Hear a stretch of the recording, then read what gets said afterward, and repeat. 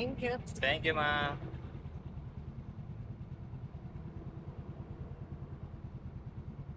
200. Gogi. Guys, binigyan tayo ni madam ng 200. 115 lang yung fare. Siguro dahil bumalik tayo kanina kasi may naiwanan siya. Laki. 85 pesos yung tip natin. Solid naman ni madam. Worth it naman yung paghihintay natin ng almost 10 minutes. Dapat ganun guys. Pag pinaghintay tayo, dapat ganun. Unang labas ko ngayong buwan ng Mayo. Pabiyahe na naman ako para magkaroon ng extra income. 8:44 na nga pala yan ng gabi mga kasiking. Pero bago ang lahat, dumaan muna ako dito sa may 7-Eleven para magpa-Gcash pang top up sa healing app na aking gagamitin. After ko magbayad, tumambay muna ako saglit para magabang ng booking. After ilang minuto, ay pinasukan din naman agad ako ng aking unang tatrabahuhin. Malapit lang yung pick up dito lang sa may Johnson & Johnson. Kaya mabilis ko lang din itong narating. Inabutan ko kaagad si sir ng helmet. Kinuha ko na din yung bag na dala niya at inilagay sa top box ko. At dahil maluwag pa naman, kaya pinasama niya na din yung tumbler na hawak niya. Nakalimutan ko nga pala dyan ibaba yung footrest o apakan ng pasahero. At dahil si sir yung unang sakay ko, siya na din yung nagbaba nito. Natanong nga pala ako ni sir dyan kung taga rito lang ba daw ako at ang sagot ko naman ay taga Looban lang po ako. Dito ko nga pala hinatid si sir sa Acacia Lane, Pinagsama Taguig. Pinayaran naman ako dyan ni sir ng 131 pesos. From Mount Apo Street, Pinagsama, dito ko naman sinundo yung aking pangalawang pasahero. At naibaba ko naman dito sa NAIA Terminal 3, pinayaran nga ako ni ma'am dyan ng 128 pesos. Thank you, ma'am. Tatambay pa sana ako dito sa Terminal 3 kaya lang bigla naman ako pinasukan ng aking pangatlong booking.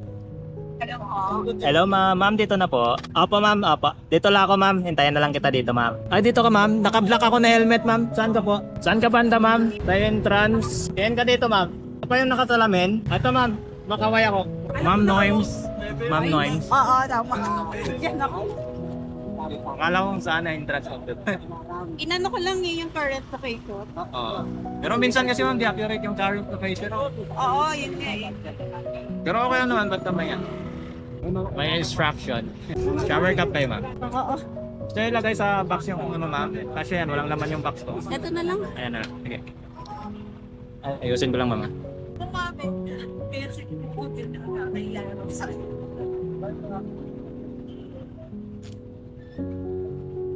Papunta Monte, ma'am, no? Malamang sa ano ako pinapadaan ito, ma'am. Dito sa may kanan.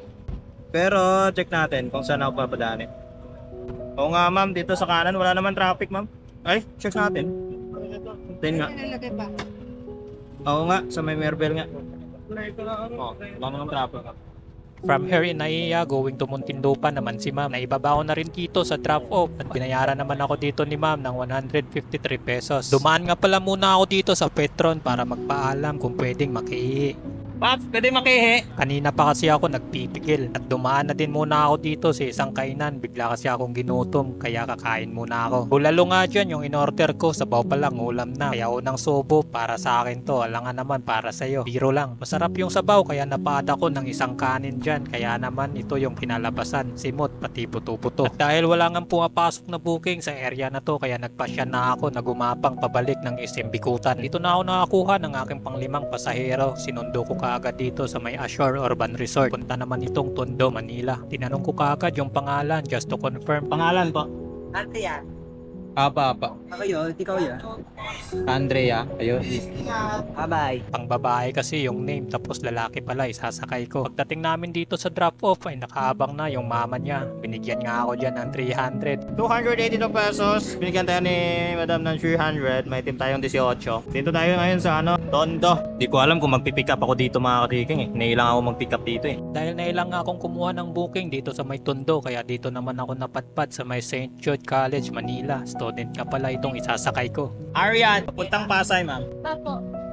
Papunta naman itong Pasay. Pinayaran na ako ng aking pasahero at 187 pesos yung fare. Inabutan ako ng 200, sinuklian ko naman ng 13 pesos. Ang haba nga ng ginapang ko, pasado 2:00 na din kasi ito ng umaga hanggang sa makarating nga ako dito sa may West Service Road. At dito pa lang ako pinasukan ng booking dito sa may Raya Garden. Dito ko na nga sinundo si ma'am. Nakaalis na kami ni ma'am nang maalala niya yung charger ng phone niya kaya bumalik ulit kami. Buti na lang hindi pa kami nakakalay. Drop off location ni ma'am dito lang sa may Noah Hotel at City of Dreams, Manila. Guys, binigyan tayo ni madam ng 200. 115 lang yung fare. Siguro dahil bumalik tayo kanina kasi may naiwanan siya. Laki. 85 pesos yung tip natin. Solid naman ni madam. Dapat ganun guys. Pag pinaghintay tayo, dapat ganun. Anyway, nandito nga pala ako sa Pasay mga kasiking. No?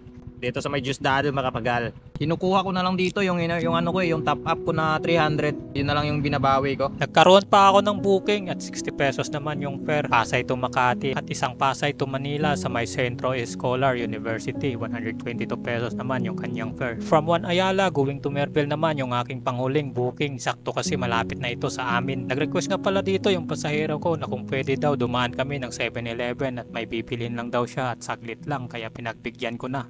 Ayun, dito tayo sa Merville mga kasiking. Bali, nag-request pa yung dadaan daw muna siya ng 7-Eleven. Okay lang naman sa akin. At pauwi na rin naman ako. Kaya nagsabi naman siya saglit lang daw. Dito ko lang din siya iatid sa may Merville lang din.